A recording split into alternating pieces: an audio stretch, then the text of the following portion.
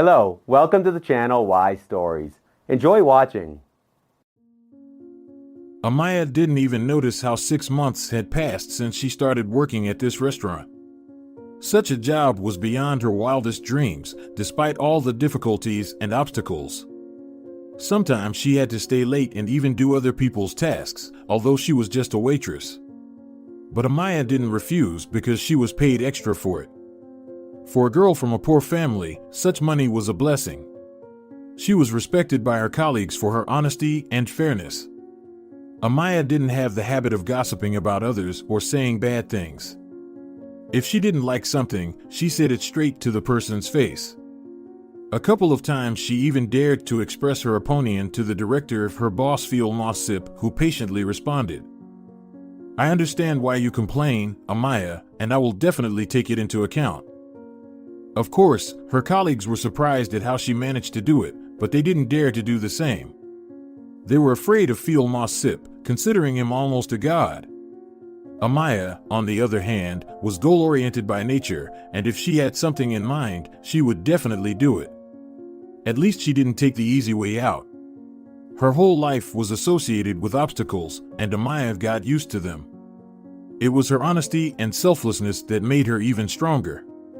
Amaia generally assessed life soberly and realized that it would not be easy for her. And if she was lucky somewhere, she would have to fight next time.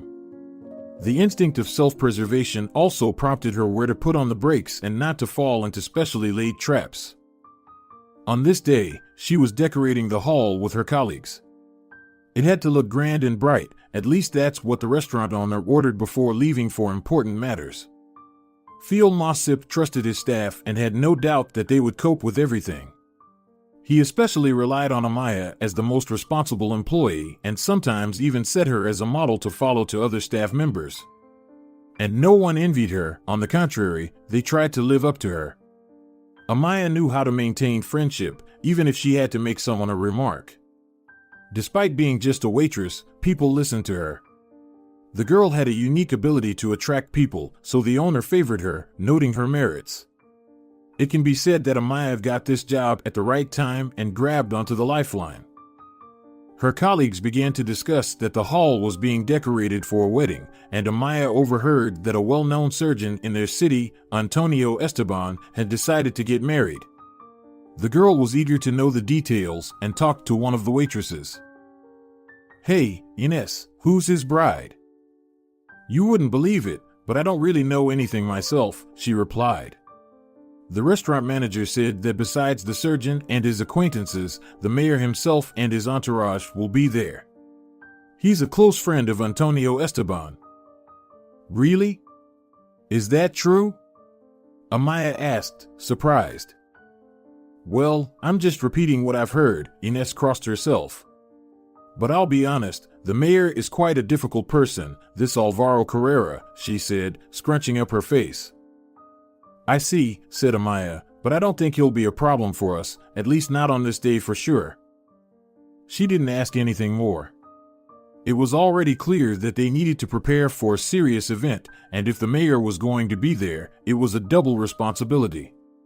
As far as Amaia knew, there were several structures in the city that controlled all the business. It seemed that the surgeon was also among them, as he had some connections with the mayor. In general, it was nervous in the air. Everyone understood that there could be no mistakes, otherwise the restaurant owner would have to make excuses, and he didn't like to be blamed. Therefore, the restaurant staff bustled about, noticing every detail so as not to miss anything. Amaia was responsible for her area, and everything was in order for her. As she prepared the hall, Amaia involuntarily thought about the past. Their family was incomplete. Although Amaia was an only child, no one else besides her mother was involved in her upbringing. She never saw her father. Of course, she tried to ask her mother questions about him, but she constantly avoided the topic. Belen worked as a maid in a roadside hotel. Her schedule was so busy that she had no time to rest, and she didn't always have the opportunity to have heart-to-heart talks with her daughter. So Amaia grew up in a complete information vacuum, or rather, her mother didn't share any secrets with her. hence her ignorance about her father, whom she really wanted to see. Amaia even thought that her mother was obliged to tell her where he had gone, but Belen always found reasons to avoid answering. Amaia also knew that her mother used to work as a midwife, but left that job after she was born. It was unclear what prompted Belen to give up that job. But she didn't want to talk about it, and if her daughter tried to find out something, she changed the subject again. It seemed like there was some secret in that too, but Amaia didn't understand what it was and why it weighed so heavily on her mother. Time didn't pass unnoticed for her when she was in school. Every day she had to endure emotional stress because her peers treated her with contempt. Amaia couldn't boast of having beautiful, fashionable clothes. Although it wasn't necessarily prestigious, everyone paid the most attention to new clothes. And if a student constantly wore the same clothes, they would be considered poor. This also happened to Amaia. But she found the courage not to react to their teasing. Yes, they were sometimes hurtful, but her patience and determination didn't allow her to feel down and give up. Of course, her mother tried to provide her daughter with all the necessary things, but she primarily looked for practical, quality, and affordable items. Most importantly, they had to be comfortable and last as long as possible. On the other hand, the family was desperately short of money. Her mother carefully disguised it by often borrowing money. Then she would pay it back, but soon borrow again. It was a vicious cycle with no hope for a bright future. Amaia understood all of this and didn't blame her mother for not having everything her peers had. To help in any way she could, she occasionally ran away from school and went to a motel. Here, Amaia helped her mother, hoping that they would earn more, but it was a misconception because Belen's monthly salary remained the same. She received just as much. The motel owner wasn't going to spend more money on staff. He didn't care who was of hand there. Just business, nothing personal. Meanwhile, at school, Amaia tried not to get involved in any conflicts, even if the pressure was too much. But one day she had to stand up for herself. It happened in the 7th grade, just before New Year's Eve. She was rehearsing the role of a fairy tale fairy with the head of the creative circle. By that time, almost everything was ready, but the school principal intervened and asked for another girl to be approved for the role instead of Amaia. It turned out to be the daughter from a wealthy family who openly expressed her contempt for Amaia. That's when she had to defend her right to participate in the theatrical production. Fortunately, the head of the circle stood up for her. She had to face off with the wealthy family. But in the end, Amaia kept the role and played it beautifully in the New Year's performance. Another incident happened when Amaia was in 8th grade. She was preparing a wall newspaper as assigned by her head teacher. The task was to create the layout and write a few notes, which she did excellently. However, the rich girl once again interfered. She wanted to be a writer too, despite constantly getting poor grades and being unable to express her thoughts eloquently. Amaia had to fight for her rights again. It was difficult, but she managed to get the girl to stop bothering her. After everything was done, the wall newspaper was displayed in the most visible place. Amaia included notes about school life, sports events, and various achievements. In response, she received praise and respect from all the teaching staff. However, she still maintained her status as a poor girl. It seemed like it was deliberately stuck on her. Her peers did not want to understand that she and her mother were barely making ends meet. They had a burning desire to gloat, and they tried their best to humiliate Amaia so that she would not even dream of condescension. It is hard to say why they pushed so hard. Most likely, their parents simply spoiled them. After all, they could not boast of good grades, while Amaia was highly respected by teachers. They put her as a model to follow, not suspecting that they were pushing the poor girl into a pit of malicious gossip. None of them had any idea what trials she had to go through. Only the head of the creative circle, Felicia Montego, supported Amaia as best she could. Once, the rehearsal of a play dragged on, so Amaia had to stay. In such cases, Amaia warned her mother not to worry, and after reciting her lines several times, Felicia Montego sat down on the wooden steps and called her over.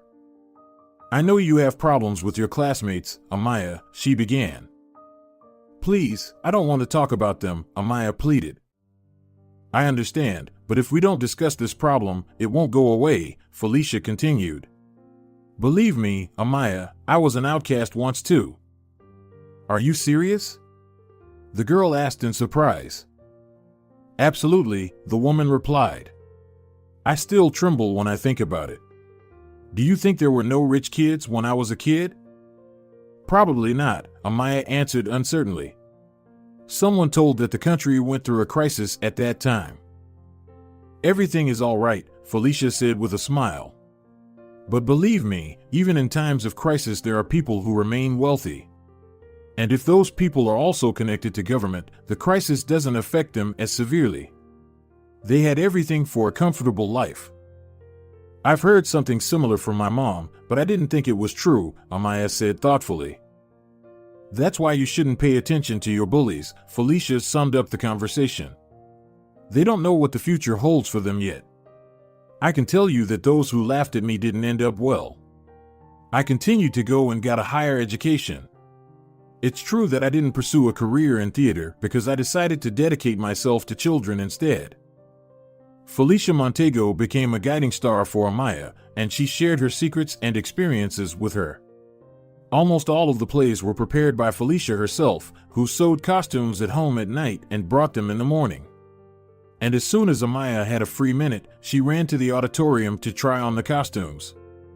Their classmates couldn't help but notice this friendship, but they couldn't gloat over it. Felicia quickly put them in their place, explaining them everything. She chose her words carefully. You're behaving like uncivilized thugs, Felicia Montego said, adding a note of disapproval. You don't even have the courage to admit that Amaia is excelling in all areas. I don't count her appearance. She dresses in clothes that are comfortable for her. Think about your behavior, because it's easy to soar high, but falling down is much more painful. Maybe her words reached their consciousness, but they still didn't give up the opportunity to make fun of Amaia. Moreover, they complained to their parents that some teacher scolded them for no reason. After that, Felicia Montego had a conversation with the school principal. But she left his office with a satisfied smile. He couldn't do anything to her. Apparently, there were people who stood up for her and put the principal in his place. Naturally, Amaia found out about this. And, to be honest, she was very surprised. She didn't expect Felicia Montego to stand up for her so fiercely. Who were they to each other? They weren't related, but she still decided to help. For a while, the peers calmed down a bit, but then everything started again. However, now Amaia, following Felicia's advice, didn't even notice them. She just went towards her goal and didn't intend to deviate from her path. She almost finished school. Amaia was not worried about her grades or how she would pass exams. She was confident that everything would work out for her, and she had no doubts about it. However, her classmates behaved differently.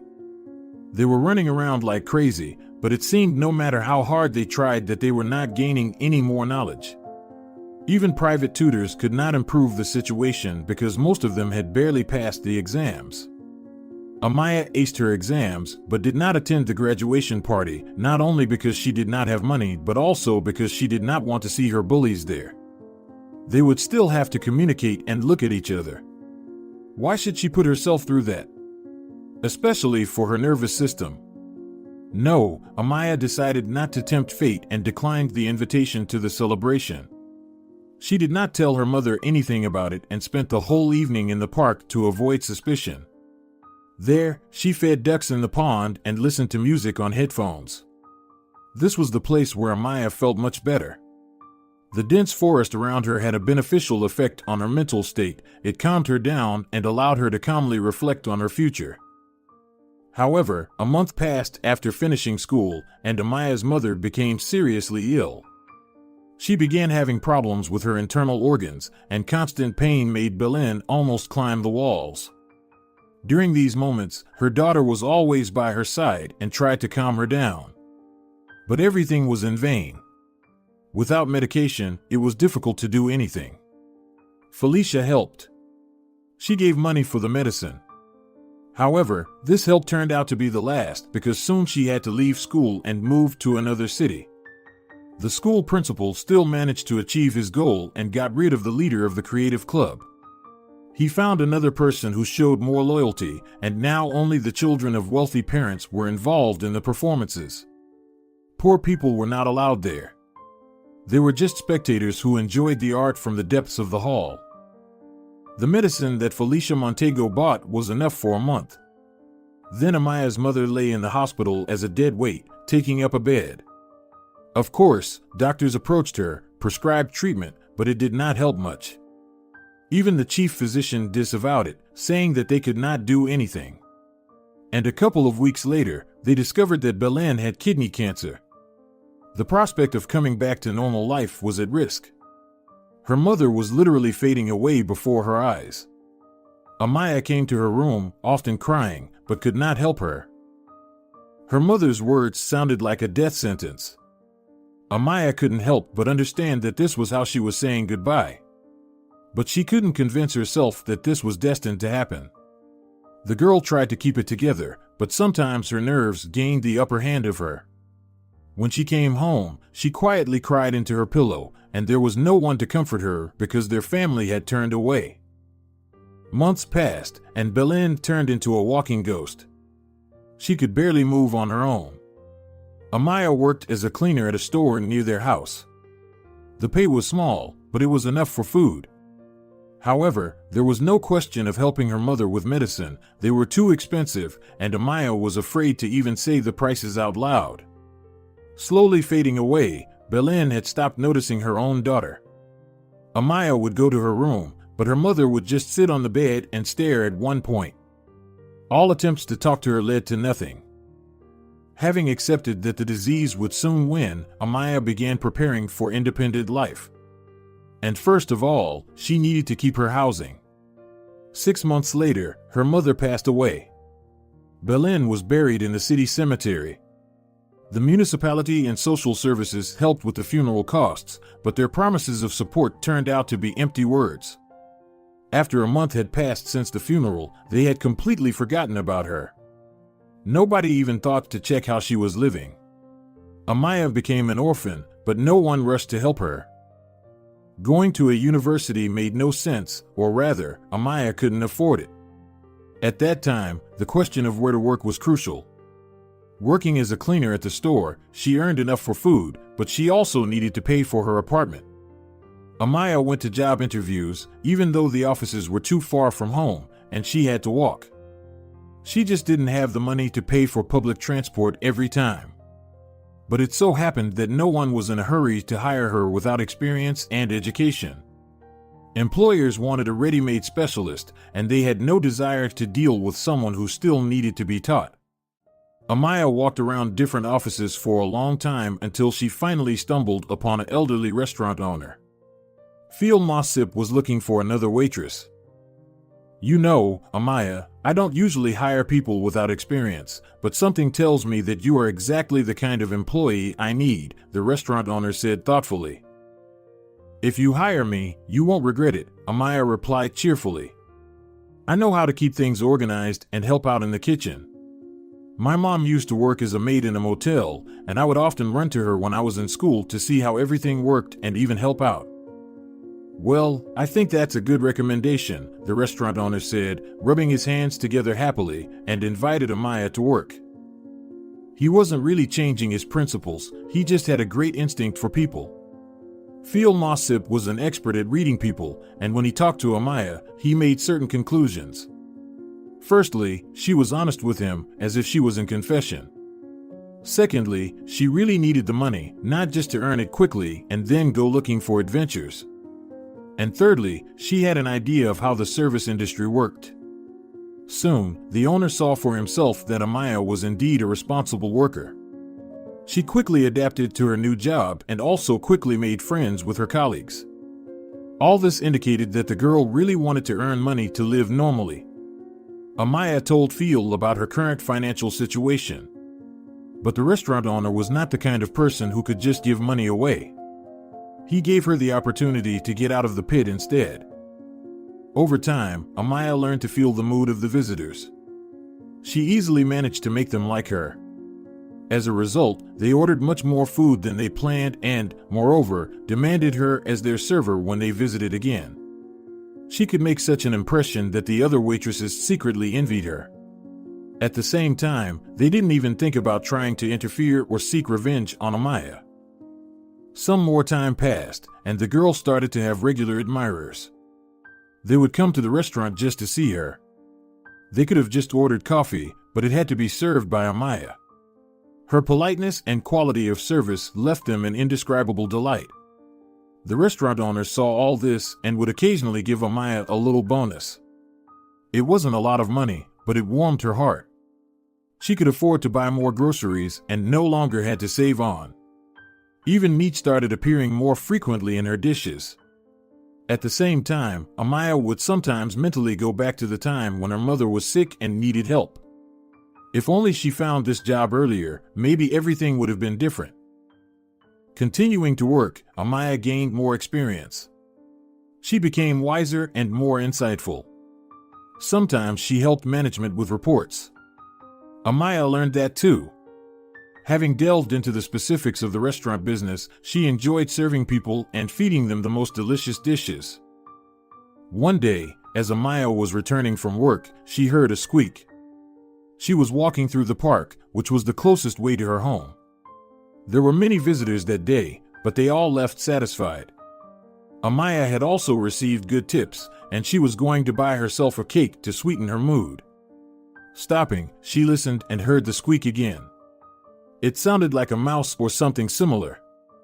Burning with curiosity, the girl decided to look into the bushes and almost stumbled. A little puppy was sitting on the grass. He was so weak that he couldn't bark or growl properly. He looked like a pooch, but that didn't bother Amaia. She didn't categorize animals into those that deserved attention and those that could be ignored. No, everyone was equal to her. "Oh my God, you're hungry. And so dirty," Amaia said, almost crying. She picked up the puppy and emerged from the bushes. A woman happened to be passing by, and she frowned at the sight of the dirty puppy. Apparently, it was unpleasant for her to see an animal in such a state. It followed that if she had come across him, she probably wouldn't have felt sorry for him. Amaia also looked at her. So much so that the woman's legs trembled, and she almost ran out of the park. Examining the puppy, Amaia happily added, "Well, let's save you." 20 minutes later, she and her find were already at home. Amaia carefully washed the puppy. She wasn't hungry because she had satisfied her hunger at the restaurant, but she needed to feed the puppy, especially since he was looking at her with hungry and pleading eyes after she washed him. Amaia took some milk from the fridge, warmed it up a bit, and poured it into a deep bowl only after that. The puppy drank the milk in 1 minute and looked at Amaia again. There was still sausage and bread in the fridge. Amaia decided to share and made a sandwich, which she served to her puppy. After filling his belly, the puppy yawned contentedly and lay down by his new owner's feet. She was wearing her house slippers. It seemed that the dog liked the smooth artificial fur. He laid his head on one slipper and his body and tail on the other. Amaia waited for him to fall asleep and only then moved the puppy to the armchair. That's how he settled in with her, becoming her beloved pet. She walked with him in the park and around the city. Unable to come up with anything special, she named him Urbis. His fur was white and really resembled a snow leopard.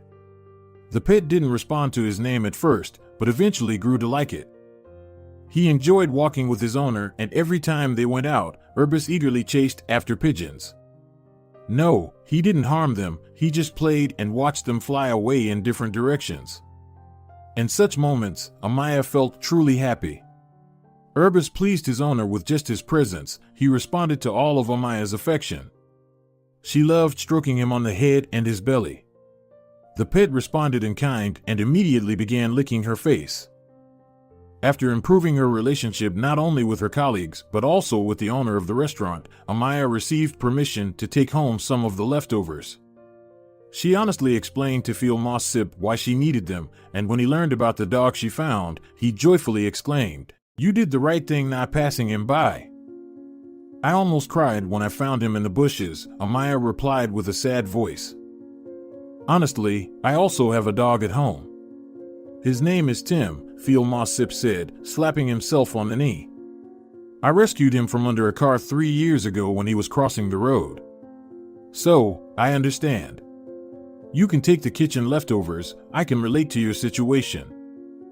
Amaia noticed confusion on his face, as if he was upset. One could assume that Phil Mossip really wanted to talk about his wife's infertility. The subject was so relevant that he constantly thought about it. The restaurant owner, seeing a kind and sincere person in the girl, apparently wanted to share his pain with her, but Amaia interrupted him mid-sentence and changed the subject. He was not offended, but clearly flustered. Therefore, he answered the question about the change in the interior incoherently and uncertainly. Amaia understood this, but she didn't dare to back down.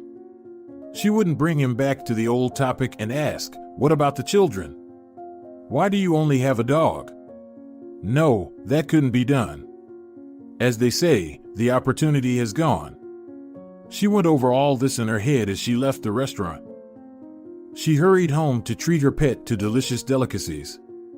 And even though they were just leftovers, sometimes guests left whole, almost untouched portions. Urbis was waiting for Amaia right at the door. He happily barked when she started to open the door. Wagging his tail, the puppy followed the hostess into the kitchen. There, Amaia served him a sizable portion of mashed potatoes with goulash. Such dishes were on the menu at the restaurant where the girl worked. Phil Mossip respected healthy food in general, and he practically approved all the dishes himself. Moreover, he even suggested to the chef what to add or leave out. No one argued with him because visitors to the restaurant were simply delighted with the menu dishes, and many of them specifically came to order home-cooked food. Meanwhile, Amaia didn't rush into having relationships with men. Her mother was still in her mind. Belen raised her daughter alone all her life. Perhaps that circumstance was the reason why Amaia didn't think about marriage yet. The fate of the restaurant owner was another factor that influenced her attitude toward life. Sometimes he was gloomy, and then they tried not to bother him, understanding that perhaps he had problems at home. Amaia was afraid that she might not be able to have a child someday. How would her husband react then? She just couldn't imagine it and constantly postponed the moment when she could decide to get to know someone and start a relationship. For now, everything suited her, especially being near her pet. Urbis didn't let her feel like a lonely person. On the contrary, it seemed to her that fate had already rewarded her enough. And what else could she have wished for? Amaia hadn't thought about that yet. She didn't have grand plans for her life. The main thing now was to return to a normal life after her mother's death, settle down, and then think about starting a family. All these thoughts and memories rushed by like an endless train of thoughts in her mind. Shaking her head, Amaia returned to reality and looked at the wedding-decorated hall. It seemed like she hadn't forgotten anything. She added fresh flowers, beautiful helium balloons, and even a poster with messages for the newlyweds. It seemed like she had taken care of everything. She could confidently welcome guests, especially the surgeon who was said to be Apollo in the flesh. Finally, the first guests began to arrive. Among them was the mayor of the city. However, he was not alone. He was surrounded by a retinue of subjects and an impressive security detail. He was clearly afraid of something. Even during the day, he never went out without security. He was definitely involved in some criminal activities, but it didn't concern Amaia. Therefore, as was appropriate, she glanced at the tables once again and greeted guests at the entrance with a bright, snow-white smile.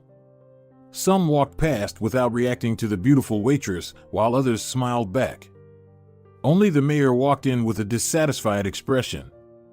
It seemed like he had been forced to come here. On the other hand, Alvaro Carrera had never been to this restaurant, at least not when Amaia was working. Otherwise, she would have remembered it. Sitting down at the entrance table, the mayor placed a microphone in front of him and looked at the empty stage. The security detail positioned themselves at the back of the restaurant, keeping a circular view for themselves. They didn't claim to be important guests, but they still had to bring dishes from the menu. Amaia took note of this, but the mayor needed to be served first. At that moment, Ines approached her again. "Be careful when you bring his dishes," she nodded towards the mayor. "Yes, I know, you've already warned me," said Amaia. "Don't worry, he doesn't seem to be a real monster." "See for yourself, but I wouldn't risk even approaching him," Ines continued to whisper fearfully. "It's just scary to serve someone who can throw a plate at you." "Oh, come on, Ines," Amaia almost laughed. "It's just a bitter resentment of those waitresses who can't serve guests properly." The conversation was about the case when the mayor threw a plate at the waitress. It happened at the Mirage restaurant. Alvaro Carrera was considered a regular visitor there. However, on that day, he was served by a new girl who didn't know that a large napkin was always brought to the mayor with his prepared dish. He used it to wipe his 3-story chin because the sauce was dripping down. But none of the restaurant guests paid attention to it. The security guards were sitting nearby, and if anyone dared to laugh, they would have a private conversation with them right away. No, jokes with the mayor didn't work, he just didn't understand them. He liked to show off himself as if only he should be listened to in the city. Alvaro Carrera couldn't stand someone else's opinion and immediately got angry. And he also liked to drink a lot, pluck up the courage, and even allowed himself to harass women, all of which happened with the approval of the restaurant owners where he visited. The mayor didn't refuse anything, considering his personality exceptional, and that's why everything went smoothly for him, including blatant attacks on businessmen. They paid him tribute because they were afraid of retribution. Feeling brave, Amaia approached him and offered the menu. And then it turned out that the mayor had already thoroughly drunk somewhere, and he smelled of alcohol. That's why he quickly passed by her without even saying hello. Seeing a young girl in front of him, the mayor, without looking at the menu, said, "Bring me something meaty, so I can become a little bit fat." Amaia wanted to ask him what exactly he wanted from the meat, but she didn't. She went to the kitchen and asked the chef to prepare a meat delicacy. Hearing about the appearance of fat, he laughed. "What a nightmare, his stomach will soon fall out of his pants. What is he talking about?" "I understand your concern for his health, but the order must be done," Amaia answered with humor. "Oh, what kind of care are we talking about? I just can't believe that people can let their bodies go like this." The chef waved his hand and went to the stove to prepare the meat dish. Amaia went back to the main room and stood by the bartender's counter. Looking at the mayor, she almost choked. He was sitting on a chair, his belly hanging almost to the floor. How could women love such a man? Especially his legitimate wife? It was rumored that he didn't hesitate to tell her about his affairs, but she tolerated it because without him, she was nothing. That's what happens to those who find themselves in a dependent position. Amaia had been in a similar situation with her mother once. They lived from paycheck to paycheck, and everything depended on the motel owner, but at least no one cheated on anyone. At the same time, Amaia still knew nothing about her father, who perhaps left the family for this very reason. Who knows? Maybe he found another woman and left her mother? Thinking about this, Amaia almost missed it when the mayor called her over to his table. He not only spoke words, but also beckoned her with his finger. "Why are you standing there by the bartender?" "I'm more handsome, and I have more money," the mayor said, spreading his wings, so to speak, and offering her a drink and a dance. However, Amaia had no intention of keeping him company. "No, I can't. I'm at work, and the manager forbids liberties with customers," Amaia replied, trying to defuse the situation. But the mayor didn't want to hear anything and demanded entertainment. "I own everything in this city, including your restaurant, so do as I say." Saliva flew from his mouth, and his eyes turned red. "I still can't, I'm sorry," Amaia said, stepping away from him to a safe distance. Interestingly, the security didn't even react to this. Apparently they were accustomed to such antics from their boss and were waiting for a convenient opportunity to mock the poor waitress together with him. But there was a glitch.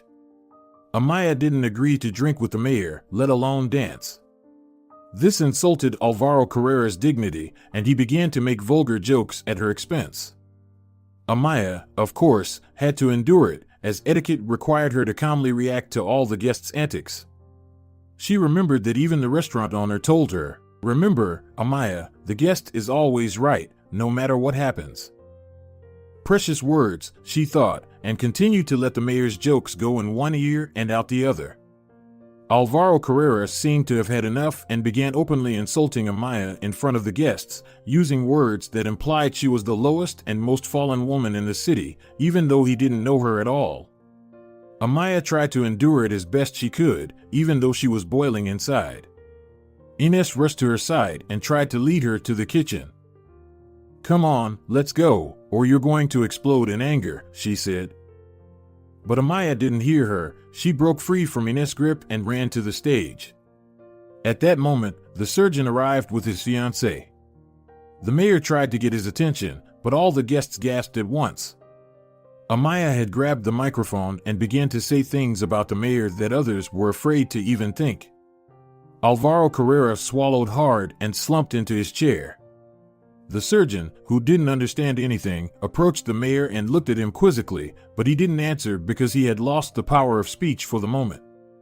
Amaia continued to heap revelations and accusations on him, reminding everyone what a womanizer and thief he was, as well as throwing in charges of bullying and drinking on someone else's dime. Among the invited guests were some owners of other restaurants. They listened silently to what Amaia said about their benefactor, and only Phil Mossip, who had recently arrived at his own restaurant, stood off to the side and smiled. Apparently, he expected something like this from Amaia and didn't rush to stop her. On the contrary, he nodded his head, looked around, and watched the guests' reactions. After all, almost all of them were somehow hooked on the mayor, and with their silent consent, Alvaro Carrera had become so arrogant that he disregarded all moral laws. Someone needed to stop him, to make him understand that this was not how one should treat people. But no, they continued to indulge him. While Amaia took advantage of the mayor's confusion, someone at the party filmed everything on their phone. The footage captured Alvaro Carrera harassing the waitress and the subsequent exposure. Other guests joined in the filming, finally realizing that the mayor had nothing to say in his defense, and he had no intention of doing so. He began to dance and drink at the same time. He wasn't concerned that the video might end up on the internet. The security guards did try to stop this, but it was useless. The interesting footage had already spread to all social media platforms and forums. The mayor was fully exposed. Meanwhile, Amaia finished her speech. Phil Mossip helped her off stage. "Go home, you need to rest," he said. "But what about the job?" protested Amaia. "They can manage without you," smiled the restaurant owner. "There will be such a mess now, it's better to stay away from trouble." Amaia listened and went home to avoid any more trouble. Phil Mossip called her a taxi and paid for it himself. She didn't know what happened at the restaurant after that. Meanwhile, the mayor felt so emboldened that he even ignored the security guard's request to leave the hall. He wanted more fun and demanded first-class service. Reality hit him when videos of his behavior went viral among his supporters and constituents. The internet was in an uproar, and the regional authorities had to intervene directly. They called the mayor themselves and forced him to stop the whole debacle. The wedding of a famous surgeon in the city was ruined, and he was livid with anger. He celebrated his own happiness, he cursed, but his words were immediately drowned out by the guests' cheers. "Thank you, Phil Mossip, for your hospitality. Always happy to have you here. Come back anytime," the restaurant owner replied with a smile. The guests started to leave, and the mayor was almost carried out on their shoulders. The security guards barely managed to persuade him to stop. Alvaro Carrera no longer realized what he was doing. Apparently, alcohol and his belief in his impunity clouded his judgment, and he couldn't even imagine what awaited him in the morning. The authorities prepared a public statement to avoid further scandal and shame. Only in the car, when he regained his senses, did the mayor realize what he had done. He grabbed his head and started whining like a child, but no one tried to calm him down anymore. The security guards also realized they had to look for new jobs. They rode home in disappointment, occasionally glancing at the culprit. He looked around in hopes of finding sympathy. Finally, he felt guilty for what he had done. Meanwhile, another no less famous person in the city watched the video from the restaurant. It was millionaire Javier Jimenez, who owned 2 factories and a dozen stores. He could afford not to get involved in the mayor's affairs and not be afraid that he would do something to him. Senor Jimenez went through trials in his youth that the mayor couldn't even dream of. And he didn't have a shaky syndrome in front of the authorities. As for the situation in the restaurant, on the video frames, Javier noticed similar features in the waitress. She looked exactly like his late daughter Elizabeth, who died during a cesarean section while giving birth. 2 healthy boys were born, but their mother could not be saved. Javier grieved deeply as he lost his only child. Elizabeth's husband Carlos took care of raising the twins. For his part, the millionaire promised to do everything to ensure that his grandchildren lacked nothing. He fully took care of the family's financial security. Senor Jimenez had been helping before, but now the help became even greater.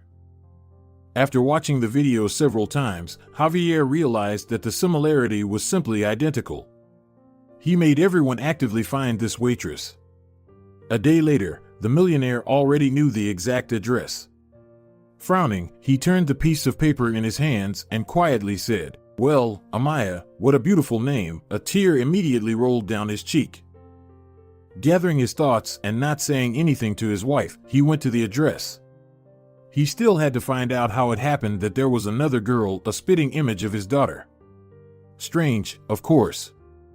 And first of all, he needed to ask his wife about it. But he decided to act differently and came to visit Amaia without warning. The girl was surprised to see a gray-haired man on the doorstep. "Who are you?" Amaia asked, studying the uninvited guest. "I am the one who will become closer to you than anyone else," Javier replied. "I don't understand what that means." Amaia was surprised, but she didn't close the door to the apartment in front of him. "Here, I hope this picture will give you the right idea, and yes, my name is Javier Jimenez." Looking closely at the photo, Amaia raised her eyebrows and said, "So it's me, only 2 years younger. I don't remember anyone taking a picture of me then." "Not quite, Amaia," the millionaire replied. "Wow, you know my name," she exclaimed.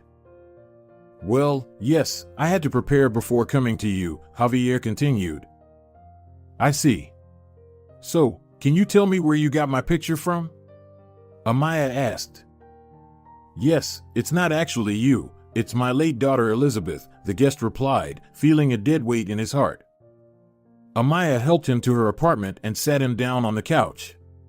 This was the first time she had to provide medical assistance, but thankfully Javier started to feel better after a minute. He took a deep breath and said, "I don't know how it happened, but you look very much like her." "Yes, I already figured that out." The time had come to find out where Elizabeth's doppelganger came from. However, Javier seemed to have no information on the matter. He thought Amaia would tell him everything, but she too remained silent, surprised by his reaction. Finally, he couldn't take it anymore and asked, "So where did you come from?" "My mother gave birth to me, but I've never seen my father," Amaia replied. And that's when the millionaire started to understand what was going on. He called his wife and ordered her to come to Amaia's place. It took Andrea Jimenez half an hour to arrive. She looked at her husband and shook like a leaf. "Explain to me, Andrea, what all this means." Javier almost shouted at his wife.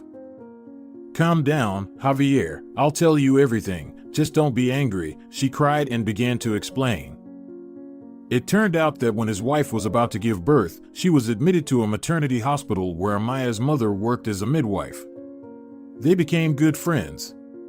Andrea complained to her about her husband who was under investigation and it was uncertain what would happen to him. She was afraid she wouldn't be able to raise 2 children. So she suggested to the midwife, who incidentally was infertile, to take one of the babies after giving birth. At that time, Javier was indeed under investigation and was accused of several charges, but there was no evidence against him. The investigators simply gave the order to close his business. Everything happened during difficult times. There was a crisis and many businessmen were struggling.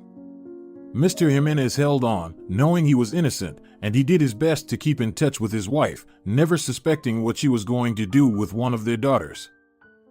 The businessman knew that he was going to have twin girls. He even came up with names for them, Elizabeth and Natalie. But while he was sitting in a detention center, he received news from his wife that one of the children didn't survive childbirth. Of course, this was a devastating blow to him. However, his wife reassured him that one girl was still alive and they needed to take care of her. Javier was almost overwhelmed by this news, but he pulled himself together and promised himself that as soon as he got out, he would surround his wife and surviving daughter with all-encompassing love and care. And that's exactly what happened. For years later, he was released and returned home. Javier tried not to think about what had happened in the maternity ward. It never occurred to him to verify whether everything was as it seemed. As a result, his wife kept a terrible secret all that time.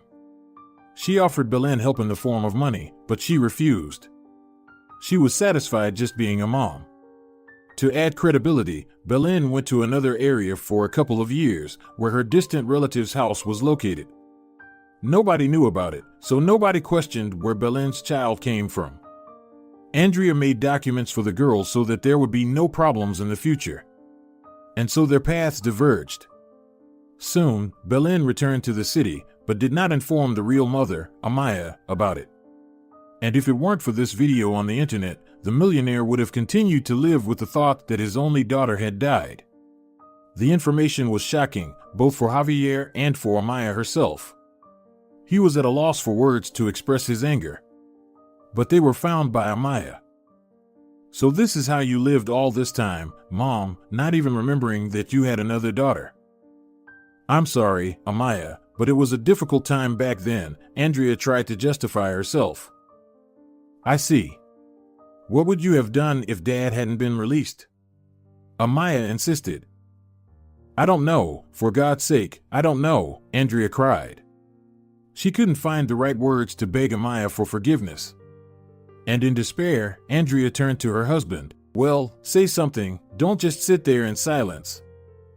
I'm in shock. To be honest, I didn't expect this, her husband replied, but we still have to solve this problem. What problem? We're talking about our daughter here, Andrea exclaimed. I'm sorry, I'm saying something wrong, Javier grimaced. Yes, there's some fault on my part too, Amaia. I didn't calculate my strength and ended up in prison. If that hadn't happened, Andrea wouldn't have given you away to another woman. By the way, it was she who raised me, even though we were poor, Amaia pointed out. She died in poverty, and I did what I could to survive. Andrea hugged Amaia, who did not step back. Amaia felt the warmth of her mother. Suddenly, a thought occurred to her, but a heart won't lie. At that moment, Amaia burst into tears and, looking at Javier through her tears, said, You hurt me, but I forgive you. She spoke those words not out of despair, but because she truly forgave her real parents. After all, so much time had passed, and they had also faced a difficult fate. Andrea explained that she had literally had to survive while her husband was serving time. Later, when he was released, he managed to regain control of the business. On the other hand, Andrea could have found Amaia. But she had an oral agreement with Belen that neither of them would interfere with each other and create problems. Perhaps if Amaia's stepmother had revealed the truth before her death, the family reunion would have happened much faster.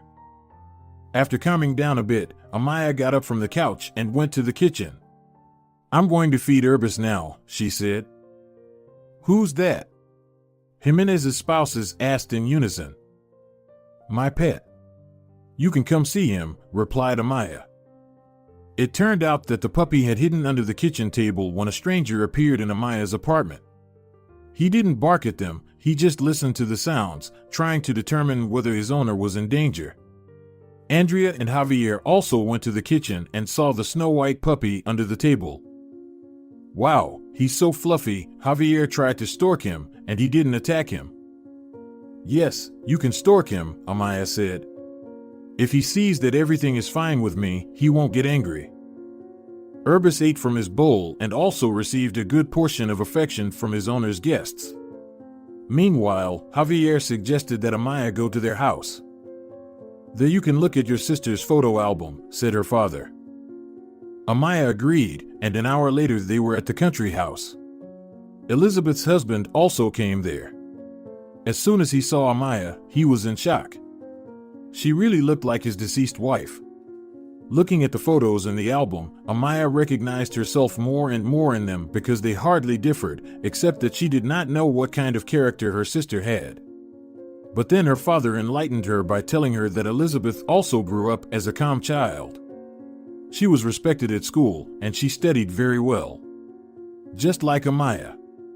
Only her fate turned out to be much better and more prosperous, and that was the only black spot that gave off negativity. At the same time, Amaia no longer wanted to be angry with the Jimenez family. She drew the appropriate conclusions and decided that she needed to let go of the past, especially since there were nieces and nephews who needed care. Amaia offered Carlos help in raising them, and he gladly accepted. It seems that the husband of the deceased sister trusted her. Soon they all went to the cemetery to visit Belen's grave. Javier arranged everything with the necessary people and paid for all the expenses for the monument, as well as signed a contract for the care of the grave. Now special employees were supposed to look after it. Soon, Amaia finally moved into the Jimenez family's country house. She took Urbis from her apartment and decided to rent it out to students. That way, she became even closer to Carlos and his children. They gradually started to like each other. Amaia began to notice how he treated her and what he said. It became clear that Carlos needed support in the form of a loving person. Not right away, but they found common ground. At the same time, the Jimenez spouses were for Amaia and Carlos living together. After all, if you don't look for differences, it seemed from the outside that this was the most ordinary family. Amaia was really worried that Carlos would see his deceased wife in her, but no. He himself confessed to her that he had bitterness in his heart, but the heart needs a second chance. Carlos, in turn, tenderly took care of Amaia to show his true feelings. He didn't rush Amaia, but said she was his last love in this life. After such confessions, there could be no doubts. Amaia decided on a family with Carlos, and she also became attached to her nieces and nephews. As for the mayor, Alvaro Carrera got what he deserved. He was fired from his position and early elections were announced. Being left without a job, the former mayor started drinking. At first, it was just a glass or two a day to relieve tension and soothe his pain. But then everything went downhill and he couldn't see anything ahead of him. This pit was sucking him in with a deadly grip. His career went down the drain, as did his family relationships. His wife filed for divorce a month later and left him. Nothing united them anymore. Alvaro Carrera was left with nothing when everything he owned was confiscated. They didn't imprison him for corruption, but they banned him from working in government positions. Even ordinary janitorial jobs were not available to him, as many businessmen in the city turned against him. Meanwhile, preparations for the Jimenez family wedding were in full swing. If you're enjoying it as well, leave a like and subscribe.